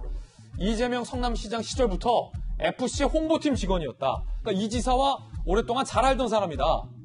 단톡방에서 이재명 캠프 소셜미디어 팀장이었다고 본인을 소개하기도 했답니다. 이재명 캠프에서는 캠프와 전혀 무관한 개인의 행동이다라고 해명을 했습니다만 이낙연 캠프 측에서는 국정원 댓글 사건이다라고 총공세에 나섰습니다. 들어보시죠. 2012년 우리 국민은 국가정보원의 여론조작 사건을 기억하고 있습니다. 이재명 후보님은 경기도 산하기관 임원 진 씨와 어떤 관계에 있는가? 이재명 후보님은 진 씨의 불법적 민주당 대선 후보 경선 여론조작 주도 사건을 언제 알게 됐는가? 이 의문을 해소하기 위해서 경기도 산하기관 임직원의 SNS 계정에 대한 전수조사를 할 의향이 있는가? 첫 번째 질문 드리겠습니다. 자, 이거 개인적 일탈이냐 아니냐 두 분의 생각은 어떤지 의견 물어보겠습니다. 먼저 이양수 의원님. 개인적 일탈일 리가 있을까요? 아니다. 반문하고 싶습니다. 선거 때 이렇게 SNS 같은 것들을 통해서 많은 그 주장들이 나옵니다. 그런데 그게 개인의 의견이라면 그게 양심의 자유와 표현의 자유에 의거해서 인정이 돼야 되겠죠. 하지만 이렇게 캠프에 아주 깊이 관련된 인사라든가 그다음에 후보자와 깊이 인간관계를 맺고 있는 사람들이 그렇게 조직적으로 단톡방을 운영하면서 그것도 남들한테 좀 잘 안 보이게 하려고 약간 비밀스러운 그런 단톡방에서 하는 것은 당연히 의도가 분명한 거죠. 저거를 이재명 후보께서 선거법 위반은 아니지만이라고 얘기했는데 왜 선거법 위반이 아니라고 얘기했을까? 저는 저건 선거법 위반 사항이라고 보거든요. 특히나 조직적으로 했다면 당연히 선거법 위반이고요. 더 들어가서 그 내용에 있어서 하지 말아야 될 내용이 있었다면 그것은 아주 심각한 선거법 위반 내용이 되기 때문에 이런 식의 물타기로 슬쩍 넘어가서 잘 안 된다고 생각합니다. 정확히 60초 시간 지켜주셨고요. 이건 개인적 일탈일 수가 없다라는 이양수 의원님의 의견 들어봤습니다. 자, 그렇다면 조승래 의원님 어떻게 생각하시는지 똑같이 60초 드리겠습니다. 예, 이 부분은 이제 분명히 이제 사실 확인이 좀 필요해 보입니다. 특별히 물론 이제 그 일각에서 처음에는 이제 공무원 신분이 아니냐라는 제의가 있었습니다만 이제 공무원 신분은 아닌 것으로 확인이 됐던 것 같고, 그러나 이제 공직 유관 단체인데 이제 공직 유관 단체 중에서도 선거 운동을 할 수 있는 자가 있고 또 할 수 없는 자가 또 정해지게 돼 있는데 그런 측면에서 저분이 속해 있는 기관이 어느 기관인지에 대해서 확인을 좀 해볼 필요가 있는 것 같고요. 이제 그 측면이 하나 있는 것 같고, 두 번째로는 그게 이제 개인적으로 소위 이제 자원봉사 활동 비슷하게 하면서 했던 것이냐, 그렇게 보기엔 좀 어려워 보이고, 단톡방을 운영했다라는 것은 그런 측면에서는 조금 더 우리가 살펴볼 필요는 있는 것 같은 생각이 들고요. 또 하나는 뭐냐면, 아까 이양수 의원도 얘기했습니다만 내용과 관련해서 혹시나 그게 허위 사실과 관련된 내용들이 만약에 유포되거나 했다 한다면 그 부분에 대해서는 이제 선거법 여부와 관계없이 뭐 명예훼손이라든지 다른 차원의 문제까지도 검토를 해봐야 될 부분이어서 이 문제는 좀 간단한 문제는 아닌 것으로 보입니다. 그렇군요. 간단한 문제는 아니지만 좀 문제가 소지가 있어 보인다라는 두 분의 발언이 상당히 공통적입니다. 자, 그렇다면 이재명 후보 측의 반응은 뭘까요? 함께 보시죠. 선거법 위반은 아니지만 내부 지침에 어긋나 자중해야 하는 사람이 무리 일으킨 건 책임지는 게 맞다. 당사자 직위 해제하겠다라고 입장을 밝혔다라고 합니다. 이것도 지금 논란인 건데, 자, 이양수 의원님 앞서 말씀해 주셨지만 선거법 위반은 아니다라고 이 후보가 얘기했지만 이 부분에 대해서 어떻게 생각하시는지, 그리고 직위를 해제할 수 있는 관계라면 이재명 후보에게 책임이 있는 건 아니냐라는 문제 제기에 대해서 어떻게 보십니까? 예, 당연한 말씀입니다. 이재명 후보께서 선거법 위반은 아니지만이라고 단서를 단 것은 선거법 위반이면 큰일 나는 일이죠. 본인한테 바로 영향이 오는 거고, 그렇기 때문에 선거법 위반은 아니라고 이렇게 단서를 달면서 그런 여론을 형성하고자 하는 것이죠. 그런데 저것은 법적 검토를 아주 충실히 해봐야지 확실히 결론이 나는 거고, 제가 지금 일견 봤을 때는 저건 선거법 위반 사항에 해당되는 것으로 보여요. 이재명 후보도 변호사 출신이기 때문에, 법조인이기 때문에 상당히 이런 내용들에 대해서 잘 알 텐데 저렇게 선을 긋는 것은 좀 잘못된 것 같고요. 그리고 그분이 공무원 신분은 아니더라도 여러 가지 법과 규정에 의해서 선거운동을 하면 안 되는 사람이거든요. 그러니까 그 자격에도 문제가 되죠. 그리고 지금 앵커께서 말씀하신 대로 이재명 그 후보께서 직접 직위를 해제를 했단 말이죠. 그럴 만한 서로의 그 위치관계가 형성되는 것으로 보여진다면 이것은 상당히 조직 내에 조직적으로 된 것 아니냐 하는 그런 의심이 듭니다. 자, 직위 해제를 한 부분에 대해서 조승래 의원님. 직위 해제라는 것은 말하자면 이제 파면이나 해임이라기보다는 그 직위를 해제한 게 아마 저분이 무슨 그 이제 고위 아마 임원인 것 같은데 그 임원 직위를 해제하면서 아마 그 기관에는 계속 근무하시는 걸로 아마 그렇게 되어 있는 것 같습니다. 일종의 대기 발령인 것이죠.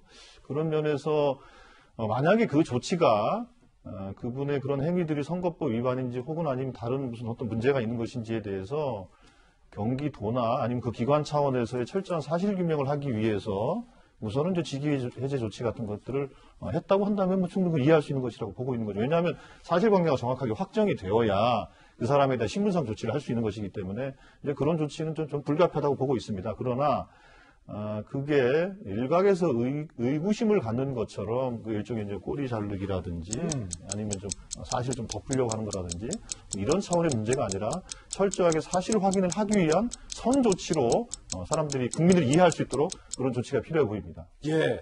이 부분과 관련해서 제가 한 말씀만 더 드리자면 30초 드리겠습니다. 네. 지금 민주당 후보들 간의 경선 경쟁이 사실은 너무 진흙탕 싸움으로 흐르는 것 같아요. 이것은 사실 저렇게 박강원 의원이 선대위의 책임자가 저렇게 나서서 막 공격할 것이 아니고 뭐 선관이라든지 아니면 그런 그 유관기관에 물으면 되는 거지 이렇게 비판을 한다는 것은 당내 경선이 진흙탕 싸움으로 가는 거 아닌가 하는 아쉬움이 들어요. 최근에 중국 대사가 윤석열 후보를 공격했을 때 최재형 원장이 그거를 감싸는 발언을 했거든요. 최재형 원장 측에서 우리 당 경선은 사실 좀 모범적으로 진행되는 것 같은데 좀 아쉽습니다. 시간 다 됐습니다. 조승래 의원님 반박. 예, 이제 국민의힘의 경선도 이제 본격적으로 진행이 되면 과거에 이명박, 박근혜 두 분의 아주 전설적인 네거티브 공방이 있었지 않습니까? 만만치 않다. 그리고 그 공방은 사실은 훗날 다 사실로 또 확인되지 않았습니까? 그랬던 것처럼 검증 공방은 뭐 불가피한 것으로 보여지고 그러나 저도 이양순과 마찬가지로 검증이 좀 더 품격 있게 진행되면서 검증은 하되 서로 품격 있게 하고 정책 검증과 신상 검증이 동시에 진행되는 그런 좀 품격 있는 우리 그 경선이 됐으면 좋겠다는 마음은 저도 똑같습니다. 자, 두 분 의원님 오늘 시간제 도입했는데 상당히 잘 지켜주고 계셔서 그 감각에 상당히 좀 놀랍고 감탄을 합니다. 두 번째 맞수 주제는 해외 파병 장병에게 백신을 주지 않은 대한민국이라는 주제입니다. 자, 청해 부대에서 몇 명이 확진됐는지부터 살펴보시죠. 301명 중에 247명이 확진됐습니다. 자, 초유의 상황입니다. 청해 부대원 전원 국내 수송, 군수물자 적재위에 육상 정박 이후 의심 환자 증가했고 결국 247명의 확진자가 나왔습니다. 오늘까지 247명 확진, 전체 승조원 중에 82.1% 양성인데 백신을 주지 않았다라는 논란입니다. 정부가 해명하고 나섰습니다. 접종 후 이상 반응이 나타나면 응급대처 힘든 상황이었고 백신 보관 위한 초저온 냉동고 등이 함정이 갖춰져 있지 않았다라고 해명을 하고 있는 그런 상황인데 저런 거를 갖춰서 백신을 지급해야 되는 거 아니냐라는 비판이 제기되고 있는 그런 상황입니다. 자, 먼저 이번에 조승래 의원님께 먼저 드리겠습니다. 아니, 해외 파병 가는 장병들에게 백신을 공급할 대책도 안 세우고 보냅니까?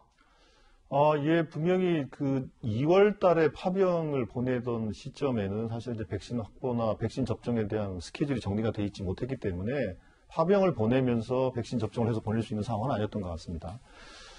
그러나 그 중간에는 백신 접종에 관련된 군에서의 그 소위 계획이 있어야 되는데 그 계획이 부족했다라는 점 말씀드리겠고요.